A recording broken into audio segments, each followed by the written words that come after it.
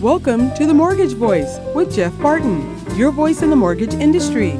Each week on this program, Jeff and his guests share their expertise, personal anecdotes, and the latest industry news to keep you in the loop. Now, to provide you with insight and help you navigate the consistently changing world of real estate lending, here is your host for The Mortgage Voice, Jeff Barton.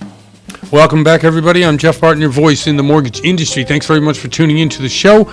Each and every week, we come to you bringing you solutions to the problems that you see out there in the mortgage world as well as in the real estate world. Now, a lot of times they are hand in hand. They can be two different things, especially we have all cash buyers. And as everyone knows who listens to the program, about 25% of purchases out there still are all cash buyers. However, most people are going to get a loan. Most people want to buy a house and want to get a loan. Most people in that category have to comply with whatever standards are out there in terms of getting that loan and getting approved on that loan. Anyway, I am Jeff Barton. If you want to hear and see me, other than today on KCAA in the Inland Empire, hi to everybody out there, you can go to YouTube. Jeff Barton, the Mortgage Voice, is the YouTube show. We also do a Mortgage Minute about once, twice a week. It gives you a daily 5-minute spurt of what we do for an hour here on the weekends, Saturday and Sunday. If you're listening to me right now, thank you very much. I am Jeff Barton. This is the Mortgage Voice. Okay, so as we were just saying, the parameters, the guidelines, what we call, in order to qualify for a mortgage have become tougher in some instances and looser in some others. What do I mean by that?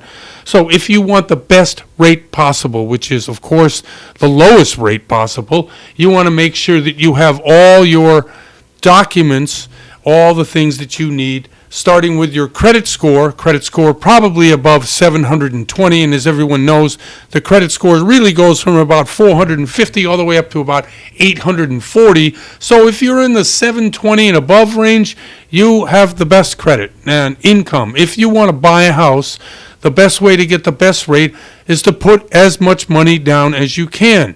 Usually that means 20%.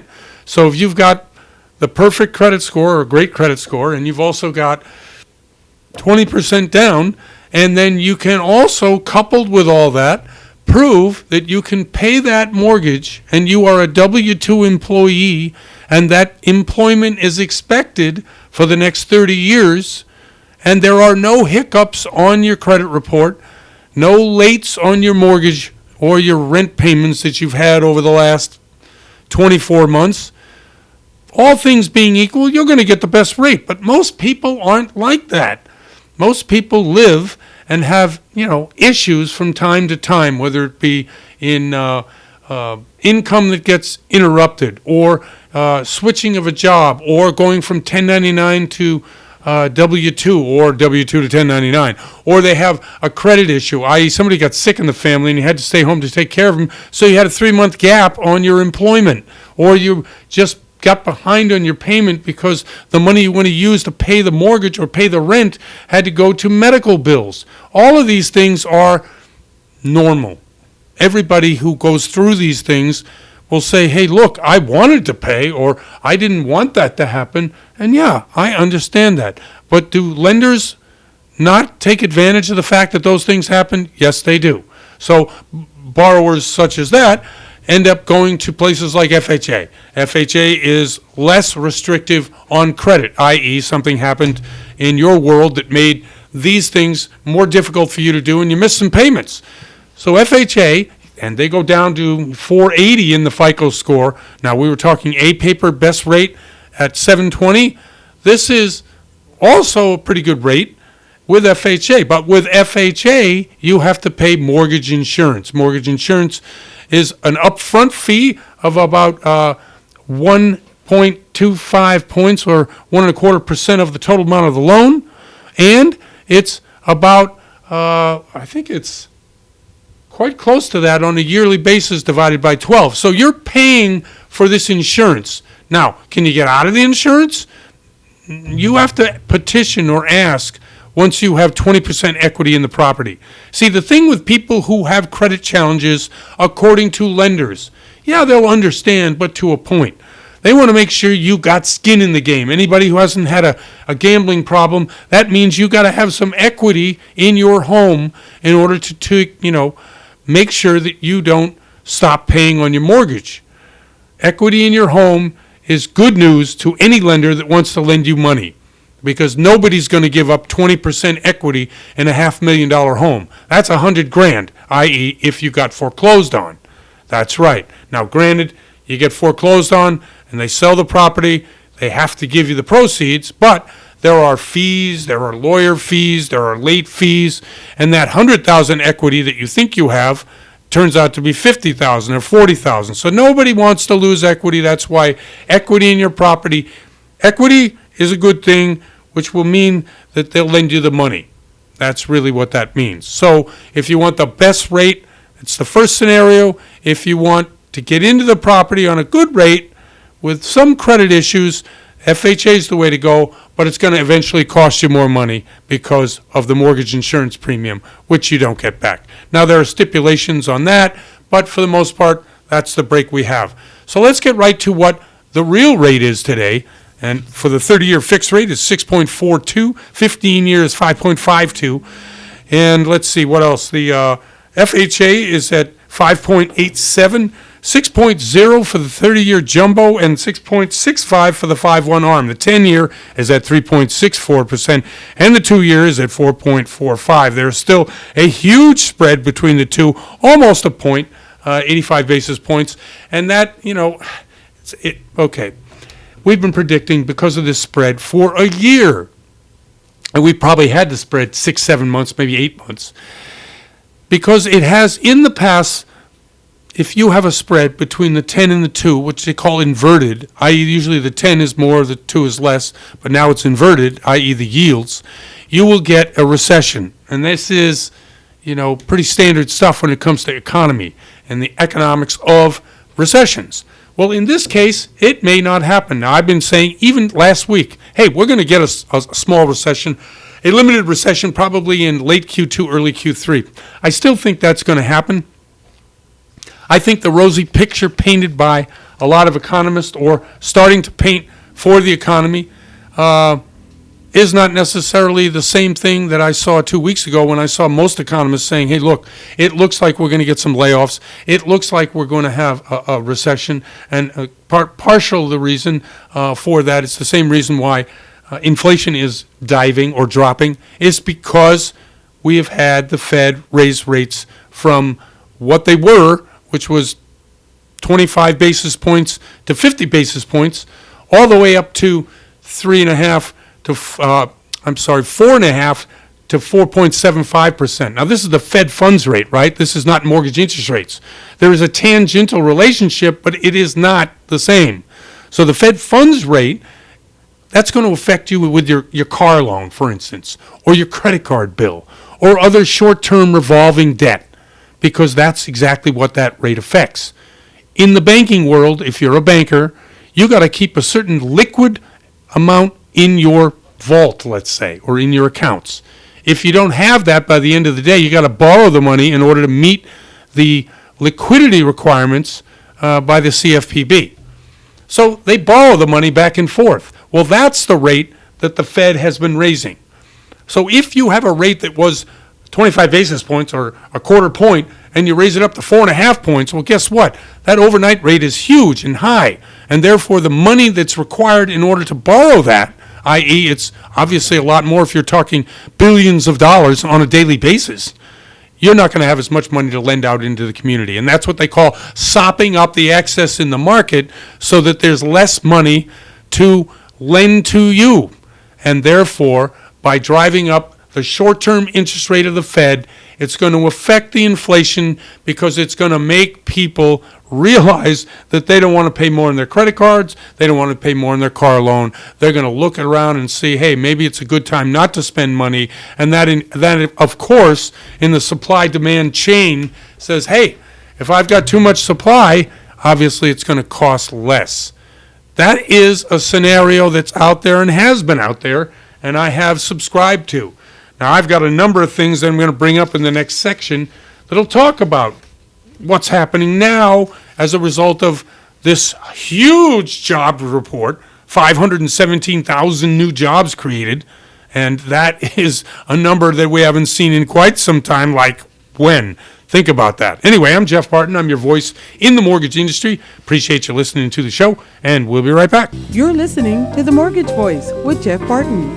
We'll be right back with more in just a moment. For more information on today's topic, email Jeff Barton at info@malibufunding.net. Now, back to The Mortgage Voice with your host, Jeff Barton. Welcome back, everybody. I'm Jeff Barton, your voice in the mortgage industry. Thanks very much for tuning into the show, for listening. And if you listen each and every week, you know that we try to provide you answers to, those burning questions like, will the rates come down? Are we going to have a soft landing, whatever the heck that means in the economy and the recession? And is it going to happen? Jobs report's kind of crazy. What does that actually mean? A lot of these things are, yes, they're important, but they don't necessarily mean anything if you're out there right now banging on doors looking for a house to buy. If there's nothing to buy, what difference does it make if the economy's up or down and you can't afford a mortgage? So answering some of those questions we try to do, but we also bring to the show guests, people who really know what's going on because their feet are on the ground and they're out there, beating a path to the next buyer, the next seller, trying to figure out, how they can help and solutions to problems that are out there in the marketplace. Luke Manke joins me right now. He's from Malibu Funding. Been on the show many times. Luke, how are you? I'm good, Jeff. Thanks for having me back on again. Don't say it like that. It's not a drudgery. This is probably the highlight of your week. I know that. It is. Okay, so no, I understand the sentiment because it's rough out there in our industry, and we've seen countless number of lenders and loan officers not only complaining but going out of business. How are you faring, and then what is the demand in the marketplace right now that you're seeing? I'm feeling good, feeling optimistic. We've, if you've been doing it long enough, you've seen the highs and the lows, and us persevering and coming out of those lows, and here we are again. And how much longer it'll take, nobody really knows. But I'm stubborn, and we're going to come out of this. I myself, I could be an outlier, but I mean, I have been pre-approving and working with a ton of people. I've probably got over 20 clients that I've been pre-approving over the past 6-8 months, and they're just not finding the right place. They want to hold off. It's a whole slew of things. It's not all just interest rates. You kind of alluded to it a minute or two ago on the intro, which is, inventory or the right inventory. I mean, right. You got a decent place that's priced right, they're selling very quickly. And then if you've got, a pig with lipstick on it and you're trying to still get high prices for it, it's sitting. And those are the sellers that it's kind of frustrating to deal with. But I mean, I know this is all going to click here it has to at some point, and then we're all going to be up to our necks in business again, at least in the purchase sector. Refinance, not so much. But I mean, I myself feel optimistic, and I'm sure the second half of this year is probably going to pick up. That's kind of the thinking, but who knows? I could be wrong. So, okay, you're talking about 20 different buyers over the last 6 or 7 months that you're sending out pre-approval letters with and trying to get them qualified. And you mentioned a number of the different issues that they have that are separate than the mortgage interest. You're talking about the economy, you're talking about the right house, you're talking about the right neighborhood. All these things are considerations, but the hotness within the real estate market just doesn't seem to be there, at least with the clients you're talking to. Is that right? Yeah. Yes, that's correct. And I don't know. And I mean, investors, most of the investors I've worked with and they all want to sit back and wait a little bit longer and right. see, what shakes out. Wait for this inventory of distressed sales and whatever, and how much is going to come. Again, nobody really knows. But I think a lot of the first time or just primary residence buyers, there's still a ton of interest out there. Investors seem to be a little bit more calculated in finding the right deal or waiting for prices to drop a little bit more. They're not quite as concerned on interest rates so much as just wanting to get lower values off of who knows what. Well, that's a completely different game with investors because they usually have cash to put into these kind of deals, or they're looking for specific price ranges and margins before they jump, and they want to make sure that the bottom of the real estate market is already hit before they jump in, or just about to hit, right? Everybody's trying to do the timing that makes things right. But let's say you've got a customer who is, qualified at a certain price point, but that price point keeps moving, so they're not real anxious to jump into the market either. Yeah, you're right. That's one of the things that makes it difficult right now, Right. of course. And what these interest rates are doing to the payments, there's all that. I mean, we're always juggling so many things, right? Yep. Just to get a buyer, to then get that buyer in escrow and deal with the sellers, and then get that loan and navigate all of the landmines. And now, like, you got all this other additional uncertainty with, I mean, it was nice with interest rates being down all of January largely. Yep, that was great. they were. And then they spiked up this week. And what is that? now Why we're is kind of- that? Okay, yeah, that's a good point you bring up, because I noticed it. Not only noticed it, our building falls off a cliff when it goes up by a quarter point. Well, it went up about a half a point this week, and you're like, why? Why did it go up? What was the big deal? Yeah. No, I know. I mean, That's but right. you and I follow it, and I can talk about the 10-year and the 2-year, and I can talk about the inflation problem, and I can talk about a lot of things. But, when it comes right down to it, lenders raise rates because the risk got higher. So I'm thinking, what risk? They just hired 517,000 people last month. Where's the risk? Anybody? No, crickets for me. I don't know. Right. I mean, it obviously this last drop, January's drop in rates was after the Fed raised the benchmark again. But Right. I kind of feel like and I don't know. I mean, I guess it makes a little bit of sense if he's going to raise the benchmark one more time, then maybe they're anticipating that, and that's why they raised. I'm not sure. I mean, another thing that was kind of driving me nuts, and this is a bit of a pivot, but today and last week as well, looking for arms that were, just all right, well, okay, I'll pay these prices, but can we get the payments a little bit lower? Let's do an interest-only arm. God, like the arms are the same rate as the 30-year fix. Yep. So it makes no sense to put somebody in an arm and an adjustable. Nope. Why would you do that? It's foolish. If the rate's 6% on a 30-year and 6% on a 5-year arm, you're a fool to take that. Isn't that a Even though you scare don't- from 2008, though, when all those pick-a-pay and ARM programs, came due 2-3 years later, and, the market had already crashed, so everybody just walked? Isn't that what that is? Because people aren't quite sure what's happening with the economy? Agreed. Yep. No, it makes sense. I get it. Right. I mean, I get it. I just also put a 0.5% or something. It's got to be a 0.5 to 1% different. But yeah, if they don't want it, they don't want it. I guess that's their Right. pricing. That's So how they I'm deal not with it. getting We don't want this product. So who's going to, right, Yeah. you've got actually the 30-year cheaper than the 5-1 ARM. So, Yeah. Okay, so let's talk programs a little Why bit. we drink? No, that's very funny. So let's talk programs a little bit. Some of the popularity of the 30-year, maybe not as what it was.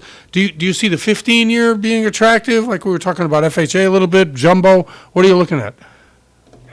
I mean, I'll be honest with you. I haven't priced a 15-year in like many, many months. So Okay. I am not one to comment on that. I haven't had anyone just because. But yeah, for me, most of my buyers are they're just, it's either first time or Right. whatever. It's maybe their second or third home, but they don't have. Prices are high, rates are high, so they're not trying to increase their payment because they want as much buying power as possible to get Right. them into something. Right. So I haven't looked at those. FHA is pricing nicely. I again focused more on the 30-year. Right.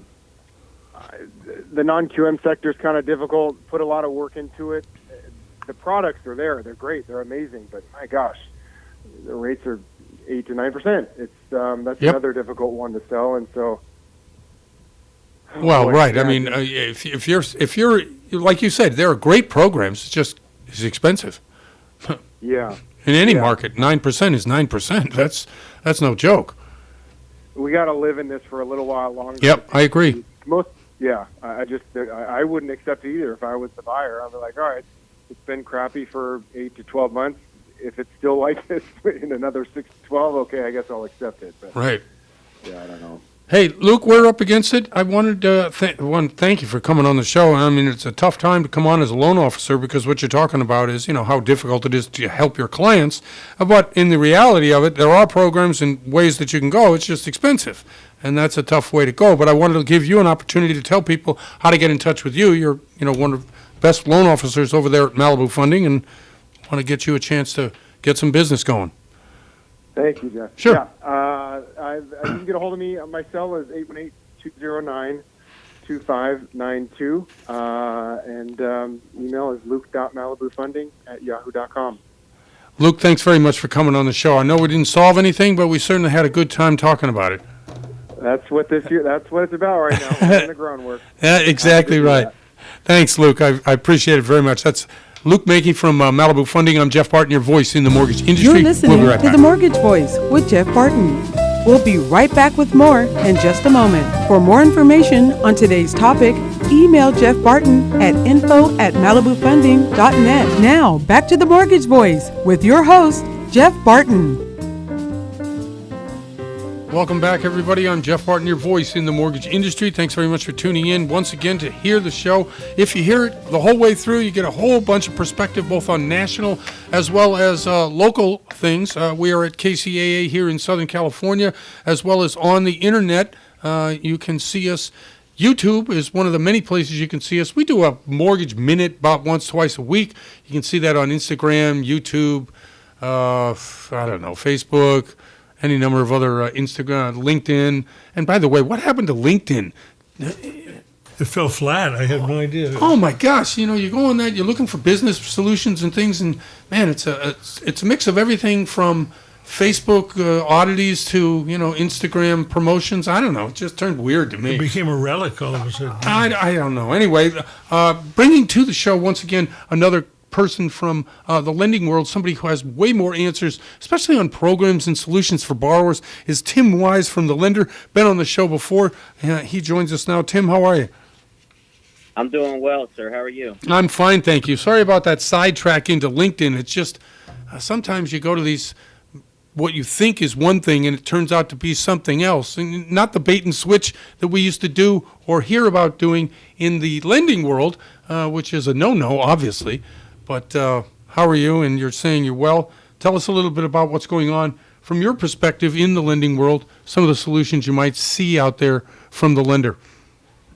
Well, on that one subject of LinkedIn, first of all, it's turned into just a social media frenzy of mix between Facebook and Instagram, and it's not really just the business world anymore. It's turned into people's personal lives again. Right. So that's that. I don't have a huge presence on LinkedIn just for that reason. I'm on there and I have followers, and I'll follow some people, and I'll follow my company and things, but that's about it. You don't get too much business done on LinkedIn anymore. No, and it like all these things gets polluted just because people think they can do whatever they want. So yes, I suppose they can, but doesn't mean I have to go there anymore. Back to why you brought me here. I'm excited to talk about two of the programs that we do most. One is called the NADA. The reason we call it NADA is because it's 100% financing. It's an FHA program, but there's no money down from the borrower. It's actually two loans that get done, but it's not a DPA program. We lend the second mortgage of that 3.5% down payment. So it's a traditional first mortgage of an FHA. We're going to lend that 3.5% down payment to the borrower over a 10-year period. They'll pay that back, and there's 100% financing in there. So it's a really popular program right now that's just in time for the purchase season to hit. And brokers, the rates and pricing have come back with that as well. Right. So we're affordable for the borrower. I think it's going to be a really strong program come March and when purchase season. I love FHA right now because it is the lowest price property just on its face, and you add in the fact that you're not going to charge them for the down payment. How does that actually work in terms of you're doing a purchase rather than a refi? Is this purchase only, or is it refi too? Yes. No, this is for purchase only. Right. And because we're just providing that extra that down payment, which is that 3.5% required down from FHA. So when a broker submits that loan to us, it's just one loan that they submit to us. I see. So we'll create that mortgage in the with it, and it links with the first mortgage and follows it the whole way through. So the broker will just work the first mortgage. Once that loan is clear to close, the second mortgage is clear to close with it. We'll send 2 closing packages to the closing table for the borrower to sign. No, that's excellent. Now, do you have a blended rate? How does the first I understand, the second is? Yeah, so how that works is whatever the first mortgage rate is, the second mortgage is 2% higher. So if the first mortgage rate is 5.5%, the second mortgage rate is going to be 7.5%. Okay, and usually, like you say, 3.5%. So the payment is not going to increase all that much. It's just the rate sounds. No, right, exactly. So yeah, this is going to be a very exciting program, just because solutions-wise, you're allowing people, and do you conform obviously to the county, whatever the conforming limits are to those particular counties that you're doing again? Correct. So there's no restrictions on the loan limits. So we go by whatever FHA's loan limits are. High balance is accepted as well in that. Okay. There's no income limits. So you know how traditional BPA programs will have income limits, geographical restrictions, anything like that. We don't have those with this program. So it's an alternative to any other type of BPAs where they may not fall into what they may approve. They're going to get approved for this. If they get approved for an FHA loan, they're going to get approved for the second mortgage. So interestingly, the way I read this is that your company thinks that the real estate market is still going to be strong. The prices are still going to continue to climb. Otherwise, it wouldn't make any sense lending on properties that would be going down in price, right? So you're really bullish on the real estate market. We feel that we've hit the bottom. Okay. And that we are in a period where we are just in a flat line. Okay. So, and this could be different depending on what area of the nation it is, but there's going to be some pockets of nations that may still be in a declining market. But we feel overall the nation is at its stagnant period and out of the decline. And rates, with the Fed's only raising the interest rate a quarter, their last meeting, right? We think it's going to even itself out. On the broker side, we feel that the borrowers, they're not in rate shock anymore. They're not calling the brokers and applying for that loan and expecting them to quote a 3 or 4% interest rate anymore. They've realized that they're not going to get that, and that's not where the market's at. So over last year when all that was happening, that hurt a lot. And also FHA, those type of borrowers, when they were trying to purchase homes over the last years, they were getting squeezed out. If there were 5 contracts on the table, the FHA borrowers were the first ones getting thrown out. They were right. Conventional buyers. So those FHA buyers, they got squeezed out of the market and weren't able to purchase over the past couple of years. They're still there. They're still renting. They still want to get into a home.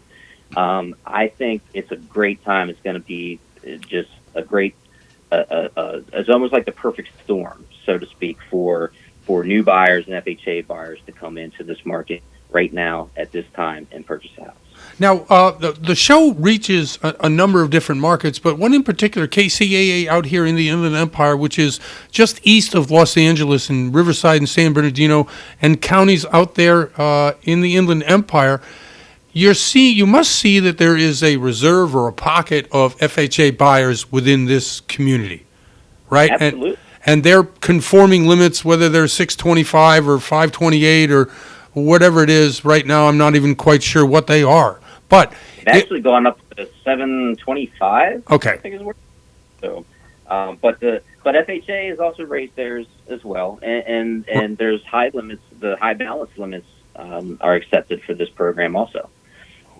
So any of those areas that are high balance like that are going to be able to do FHA with the higher loan limits. So you deal with brokers or you deal direct, either way that you do it, getting the message out to borrowers about the 100% program, that's a big deal. Obviously, that's one of the reasons you're on the air today, so that we can spread the word about what you're doing. And also, the companies that you're working with, Malibu Funding being the sponsor of the program is one of them.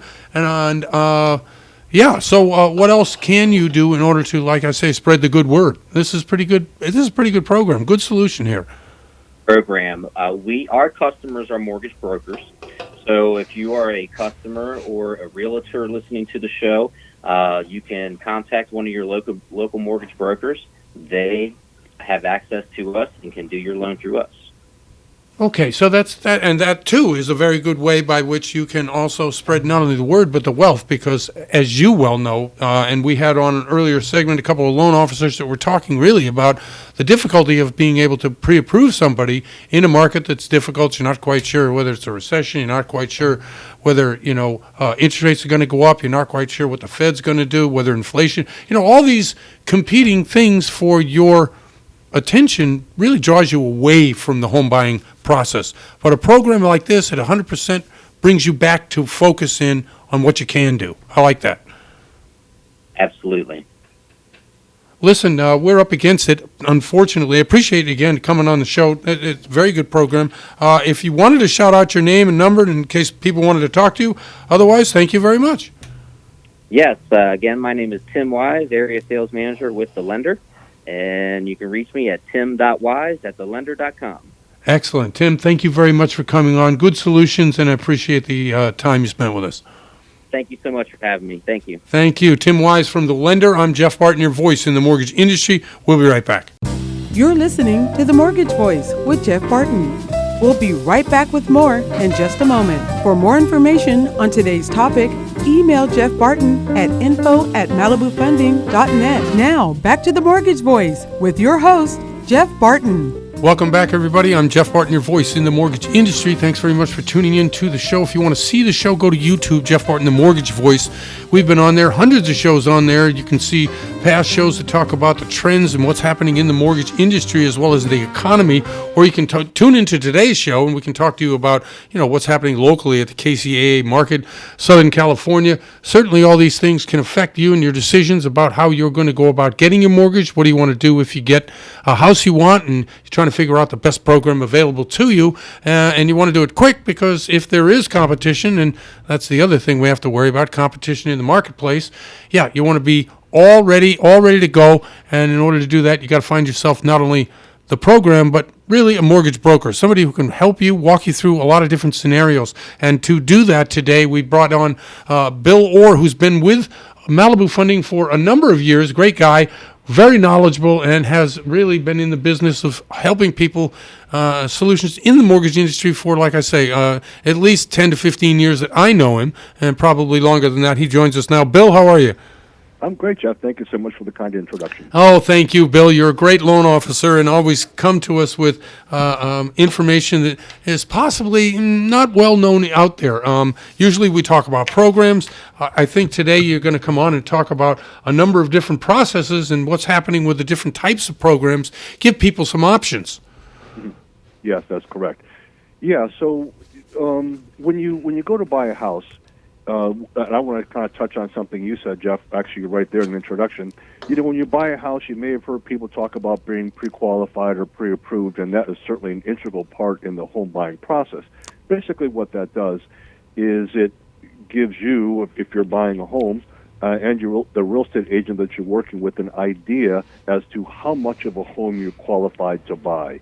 $350,000 condo or a $500,000 or $700,000 single-family residence, or above that, depending on your economic situation. And we pre-approve you, and then you're out shopping. But what I try to do for my clients, because it is so competitive out there, I try to take it to the next step, which is to actually issue a full loan approval. Now, here's why that's important. Because when you're out there looking at open houses with your real estate agent, you may be walking up the driveway. They took a look at the house, along with 2 or 3 other families, as well as 2 or 3 other families are just leaving the house. In other words, there's a lot of competition out there. And if you find a house that you like, having worked with homeowners or home buyers for, actually this year, I'm beginning my 27th year in the industry. There you go. Good. Yeah. It can be very frustrating. You see a house, you love it, you're laying awake at night thinking about what color you're going to paint the bedroom, and you get beat out. Somebody buys the house from right underneath you. And one of the ways we can do to help you actually get the house that you want is by being fully approved.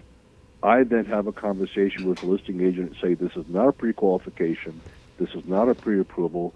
The underwriters actually approved this loan ahead of time. All we need is your property appraisal, and we're ready to close. That is a huge step up from the competition. So if you are actually in the home buying process right now, I'm going to encourage you to contact me or contact Jeff. We'll give out numbers at the end of the broadcast here about how to separate yourself from the other home shoppers out there to be a fully approved all cash buyer. That's excellent. And you know what? A lot of buyers don't really understand the difference between a pre-approval, an approval, a full approval, a DU approval. Right. It's just all confusing to them. So they really need to find somebody they can trust in the process, that they can also say, hey, selling agent, listing agent, call the guy, and then have the guy be not only on the phone, but being able to educate and compare what you've got to whatever the competition's bringing in that particular offer. Exactly, and we're not. It'll be beyond the scope to go through all the details right now on this radio show. But when I speak one-on-one with the client, I go through in great detail to make sure they understand the importance of being fully approved, and or whether it be pre-approved or fully approved. We go through in great detail to make sure that you, as a home buyer, understand what that is. That's very good information. Now, there are many programs out there, but we generally talk about, especially with, in competition, whether you're going to be a 30-year fixed rate loan, whether you're going to be, some other variant in the year, 15-year, maybe 20, 40-year, whatever it is. There are FHA products. There's certainly non-QM. So when you're talking to your borrowers about which program, how do you explain the differences between, just pick a couple of them. Let's say you've got an FHA product or 30-year fixed.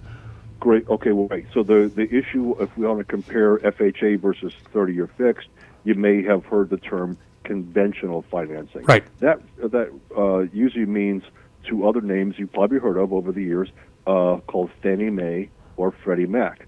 So on the conventional side, it's usually insured by Fannie Mae or Freddie Mac or FHA. Those are both all considered conventional financing. The key difference is FHA, when people talk about first-time buyer programs, it's usually FHA is what they're talking about, because that allows you to buy a home with only 3.5% down payment. How do you calculate that? If you're driving out looking at houses or looking at homes online, get your cell phone out, get your calculator, and you multiply the purchase price times 0.035. The purchase price times 0.035. That will tell you what your down payment will be. 3.5% down payment. Then as you get into larger down payments, sometimes it makes more sense to go with conventional financing, and that usually has to do with mortgage insurance. If you have a larger down payment, maybe 10% down payment, or 15 or 20 or more, then FHA may not be the best option for you, having to do with mortgage insurance and how you can get rid of it, that kind of a thing. And I do hear that a lot. Oh, I don't want to pay mortgage insurance. I'm like, well, let me tell you something.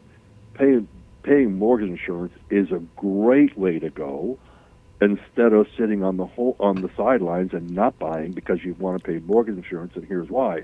Let's say you buy a house right now for $700,000 or $600,000, and you're going to buy that house, and in the time it's going to take somebody else to save 20% down payment, your $600,000 house is now worth $750,000.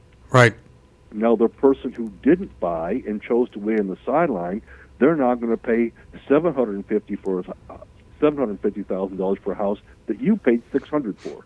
Right. So, because you can't, in rare exceptions, like if you win the lottery, that's great. But chances are you're not going to win the lottery, and most people have to save up a little bit every time. We all know how difficult it is to save $5,000, $10,000. So you want to get into a house as soon as humanly possible, so you can let the economy and property appreciation help you along the way, and that's how you build long-term financial stability for your family. Buy as soon as you can get in the house. I love that. And I love that way you look at that. And I just wanted to interrupt you just quickly to say, most people don't look at it like that, because they see, oh no, I don't want to pay, and to continue paying. Well, you can get, with appreciation also comes 20% sooner than you would have to, let's say, save up that 20% or whatever it is not to have mortgage insurance. So I agree with you. Get into the house. Yep. That's right. So now when we talk about the different loan programs, from my perspective, it usually has to do with income. So let's assume for a second that you have adequate credit, usually a credit score of above 680 or even 650, in some cases 640. But most people, when they're looking to buy a house, it's usually 680, 700, 720, 740, that kind of a thing. If your credit score is good, so we're going to assume you have a decent enough credit to buy a house, and let's assume for a second that you've saved up your 5%, 10%, 20% down, whatever it is, and you're ready to buy a house. The next question is, Jeff threw out the phrase non-QM. What that means is non-qualified mortgage. So that would be the type of loan where, for whatever reason, you can't document your income. So, for example, maybe you're self-employed. Maybe you're a sales rep. Maybe you have a commission job. So the type of money and you do a lot of write-offs. I mean, big shocker, not everybody's 100% honest on their tax returns. so if you have somebody who maybe doesn't claim all their income, self-employed people, business owners, or maybe people who take a lot of write-offs on their business, their tax returns don't really show how much they really make, because maybe they're getting together with their CPA at the end of the year and they're being very creative. So if they really do make enough money in real life to buy that $600,000 or $700,000 house, but their tax returns tell a different story, that you're only qualified to buy a $300,000 house, the next way to do that is by using one of these non-QM programs, which is a fancy way of saying we have other ways to document your income. Right. Maybe hey, Bill, we're up against the clock here in about 30 seconds, so yeah, just... So there's other ways to document your income, and that would be a great opportunity. So if you have income, but maybe your tax returns don't show it that way, that's time to call a loan officer. Let me give you my information while we have it. So please do. My name is Bill, and my last name is Orr, O-R-R, Bill Orr, and my phone number is 818-406-4744. Again, 818-406-4744, and I work with Jeff at Malibu Funding. Bill, thank you very much. I'm sorry to cut you off like that. It's just I was listening to what you said, looked up, and then the clock stared right at me. So Understood. Thanks very much for coming on the show, Bill. I really appreciate it. As always, Jeff, I really appreciate the opportunity. Thank you so much. Absolutely. Bill Orr from Malibu Funding. I'm Jeff Barton, your voice in the mortgage industry. We'll be right back. You're listening to The Mortgage Voice with Jeff Barton. We'll be right back with more in just a moment. For more information on today's topic, email Jeff Barton at info@malibufunding.net. Now, back to The Mortgage Voice with your host, Jeff Barton. Hi, I'm Jeff Barton. I'm your voice in the mortgage industry. Just talking to Daryl off air here. We have a very interesting show off air, and sometimes maybe we'll give you a brief view of all that. Again, I'm Jeff Barton. This is The Mortgage Voice. We are on a number of different stations. One of the greatest stations we're on is KCAA in the Inland Empire, and we appreciate everything they do over there. Fred, Mark, all the people that put us on air, and also give access to a great many podcasts. Daryl, do you have a list of those podcasts? I sure do, Jeff. Great. It's Apple Podcast, Spotify, Spreaker, Stitcher, iHeartMedia, Radio.com, YouTube, and Podclips.io. Excellent. Podclips.io. I always promote those people because they have a central place you can go to get any number of different podcasts. It's new, they're hungry, they want to be able to share with you with either finance or lifestyle or health, or as this is in the financial world with mortgages. They just got a lot of good things that you can listen to all at one place. That's podclips.io. I'm Jeff Barton. This is The Mortgage Voice, and you can see me here on YouTube. You can go to our website, which is themortgagevoice.com. Lots of different places that you can find us. We do the daily Mortgage Minute, and that's on LinkedIn, Facebook, Instagram. Although I don't do Twitter anymore, I just can't stand that guy. So I don't know why it hit me right there. But, man, it's just anybody who has that much arrogance and that much money can't be good for anything. Although, good for him, I guess he did it all on his own, plus his father's $100 million I think he backed him with. Anyway, I'm not bitter at all. I got, what's the, all he left me was a loan? Yeah, that's me and my inheritance. Anyway, let's get right to it. I talked earlier in a segment about the jobs report, 517,000 jobs, new jobs in January alone. Kind of an astounding number. Took people by surprise, knocked some economists over. Larry Summers was so befuddled by the whole thing that he said several times during the interview, and by the way, if you want to see Larry Summers, he was instrumental in a couple of administrations, one of them being the Obama administration and then earlier in the Clinton administration, he's just astounded by the fact, and then fell back on previously what he thought. Everybody thinks this is an outlier, this kind of information, this job information that's out there. Oh, it's not really what it is. It's an adjustment. It's a thing. It's a this. 517,000 jobs. That's big. That signals what to the Fed? It usually signals that, hey, we can keep raising interest rates because the labor market is so strong. Is it strong? I think it is. There's still 10 million jobs out there waiting to be filled. Anybody who can't work should be working.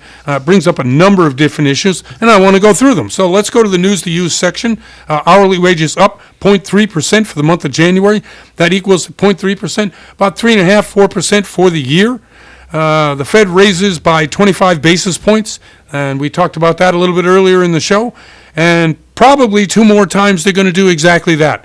They're going to then wait and see what happens with inflation before they actually turn to either lowering rates, which everybody wants them to do is in the stock market, or raising rates, everybody who wants to buy eggs. That's what they want to do, raise the rates so the price of eggs comes down.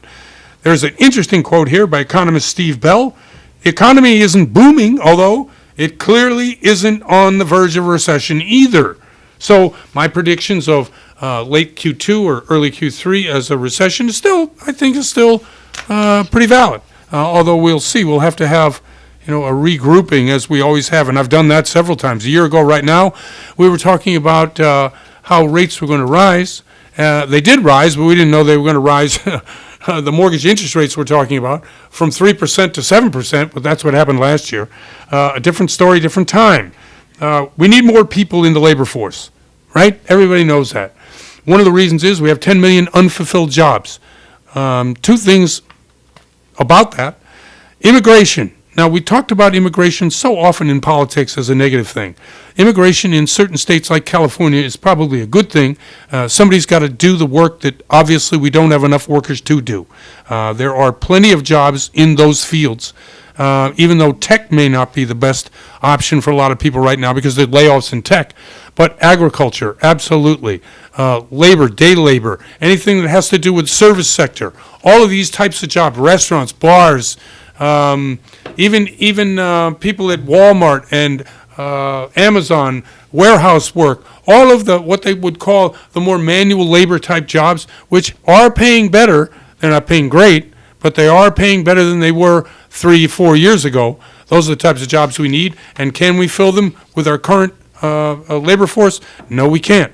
So the other thing is tech solutions. Either we get more people or we figure out tech solutions. So what does tech solutions mean? Well, I looked up about what exactly, other than robots carrying the boxes around, other than self-driving cars. These are technological solutions to get rid of workers or fill jobs that workers aren't there to fill. That's a better way to look at it, especially in an economy like this where we have all these jobs and nobody can fill them, right? So in an article I read on MarketWatch, MarketWatch is another great place where you can go. You have to subscribe, but it's still a great place that you can really keep up on what is latest and greatest.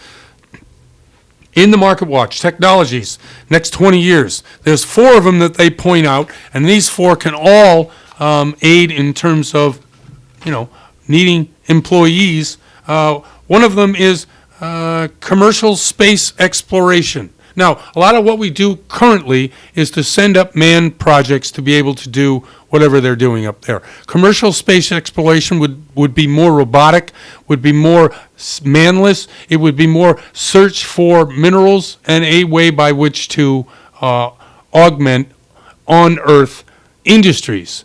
As we all know, lithium here has gone through the roof, and ecologically it's one of the worst things you can do to the planet. It's open mining, which means you get the biggest equipment possible and keep digging holes until you find enough lithium to be able to really supply the batteries that we need. All these lithium-ion batteries, where do you think that lithium's coming from? Well, it's only coming from 2 or 3 places on Earth, and they're really strip mining the heck out of these places. So in order to be able to take advantage of non-polluting, non-climate changing transportation, you have to find ways to get these technologies that we need up and running and to mine off-Earth sites. That's the goal here, right? Okay, so that's one thing that they're trying to do. Green hydrogen, another one. This technology in terms of drilling, ore drilling, whether it's for oil, whether it's for lithium, as I just said, whether it's for other minerals and depository items that are used in the production of either oil itself for gasoline or lithium ion for batteries. Green hydrogen, what is it? Does anybody know what green hydrogen is? Yes, I do. It's something you can derive from any number of sources in order to be able to do it from water, which is one of the cleanest sources, and to be able to produce it in a mass way so that those particular jobs that we are currently doing will not be needed to be filled, is extracting hydrogen from water. It's currently very expensive, but in the next 10, 20 years, it won't be. That's one of the green jobs. Another one, and this sounds more financial than it is anything else, private equity secondary market. What does that mean? Okay, so if you have somebody that is trying to invest in a company that will one day go public, they call it angel rounds. That's the first initial stage of funding for any company. And then they call it first round, second round, blah, blah, blah. Before you go public, there are millions of shares offered. But currently, there is no marketplace prior to going public. So what happens to the investor in those situations if they want to get in and get out? They can't, because they're in until the company goes public. They're going to develop a market whereby those securities prior to going public can be traded. Now, how does this help in employment? How does this help? Because the movement of money and the freezing of money is the way by which those particular assets are not used to their highest and greatest ability. In real estate, we call that the highest and best use. So what is the highest and best use for your money? The more it's freed up, the marketplace will determine. And that's a good place whereby employment as well as employees, as well as employers, will be able to use that money in a more efficient way. And the last one, of course, is generate AI, artificial intelligence. Everybody has seen iRobot, right? Everybody has seen the scary prognostications of what's happening with artificial intelligence. But when you're talking to somebody online and you can find an artificial intelligent bot to be able to actually talk to you like a human being, answer your problems, and won't mind if you're screaming at them, now that's something we could all use. Improved customer service to any business will depend 100% on AI, and those jobs will not be generated. Anyway, I'm Jeff Barton. I'm your voice in the mortgage industry. Thanks for tuning in, and we'll see you next time. You're listening to The Mortgage Voice with Jeff Barton. For more on today's topic, visit www.malibufunding.net.